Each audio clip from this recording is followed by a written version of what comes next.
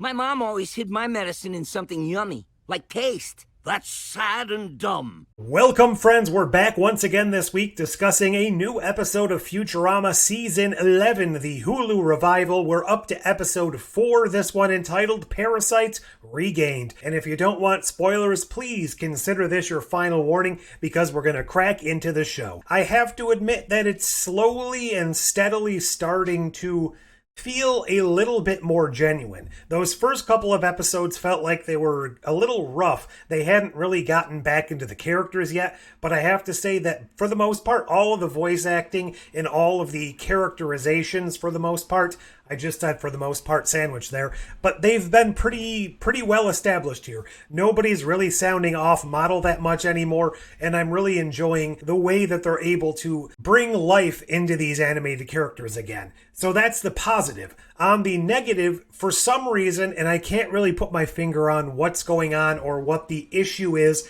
but there's a distinct lack of soul, of heart, of charm. There's just some piece of magic, and I can't really figure out what that is, that seems to be missing from Futurama of old. And this episode specifically had a lot of elements that should have made up for a really good time. I mean, it was a Dune parody, and, well, I don't know if parody is the right word, homage, reference, using it as a basis, something along those lines.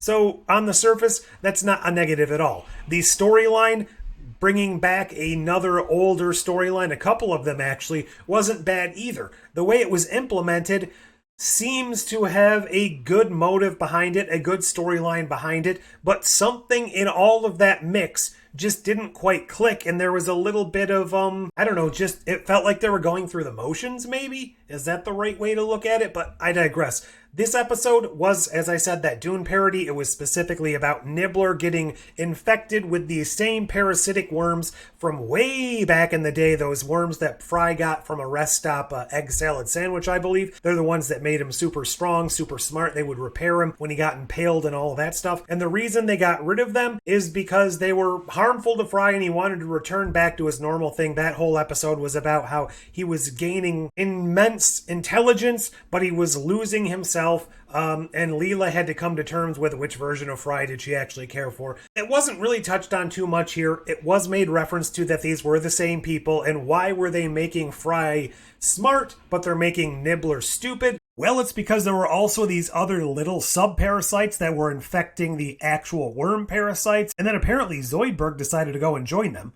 Nibbler is being treated as just a pet who can speak and has intelligence. There's no real reference to his whole grand plan, the whole grand scheme of the universe needing him and his species, the first species to evolve that had to fight the never-ending brain spawn. All of that stuff was kind of put to the side, and he was just treated more as a hyper-intelligent pet who is now losing his intelligence to become that said pet. And I don't know, it just felt like there was a distinct lack of connection to all of the things that make Nibbler who Nibbler is. I understand in the first couple of appearances way back in the day before his backstory was revealed, he was treated as a pet before we knew any of that. But here, they do have little minor nuggets of references. I mean, he even speaks to the council in one of the humorous moments that I found in the episode. My consciousness returned to ponder another glorious phase of our universe's evolution.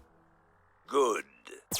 I'm getting this feeling, and I'm probably overthinking it 3,000% here, but are they in a pocket dimension where things aren't really necessarily fully integrated and connected? Did things coming back from that frozen time not actually bring them back to their universe? Are they perhaps trapped inside a bubble universe?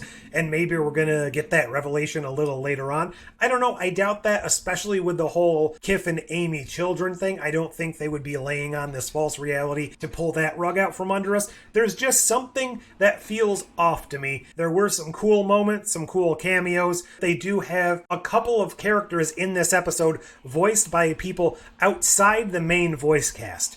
And I think that adds a little bit of that fuller world that I was saying was missing earlier in this season, where everything kind of felt empty and self-contained.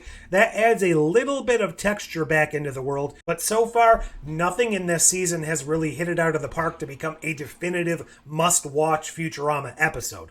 There were some more laughs in this episode, I think, than I've had in a couple of them. And there were a couple of good emotional beats, but it didn't really resonate with me the way a lot of the older Futurama emotional episodes did, especially the last emotional heartbeat we had with Nibbler and Fry going into his mother's dream. Make it count, my friend. Mom?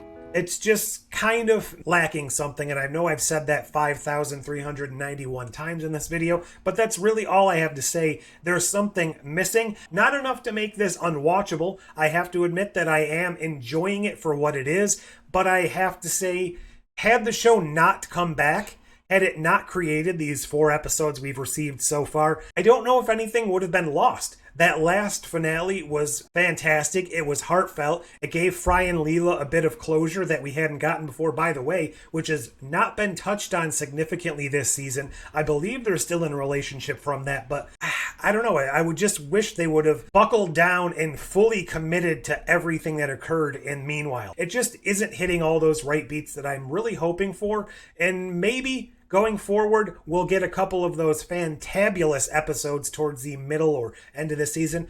Frankly, I'm not even sure how many episodes we're getting. The Christmas episode sounds interesting. We're getting a Mom episode next time, and generally, Mom tends to be a pretty fascinating character, even when she's in things that I don't necessarily care for. So I'm hopeful that that will kind of bring things back on board. But I kind of think I just talked myself into one of the reasons I'm having an issue with this, and it feels like they're going through the Futurama checkbox list. They're coming up with, okay, these are characteristics, these are characters, these are plot lines. They're like, all right, episode 1, Calculon. Episode 2, Zap and Kif. Episode 4, the Nibbler and Parasites. Episode 5, Mom. I skipped episode 3 because off the top of my head, I'm not really remembering what that was about right now. Maybe it was, it was the crypto episode. Weird parody of something that's going on in our world. I don't know. It just feels like they're not coming up with the fresh new stuff they used to. They're kind of just painting by numbers and throwing in a lot of real world references. And that's not necessarily a downside. It's just not what Futurama was known for at the peak and the height of its popularity. So I guess I'll stop blabbering right now. I'm not hating the show. I'm just wishing it was a little bit better, a little bit stronger. But leave all your thoughts down below. Like, share, subscribe, do all those fancy YouTube things. And until next time, We're finished. Thank you. I wasn't finished.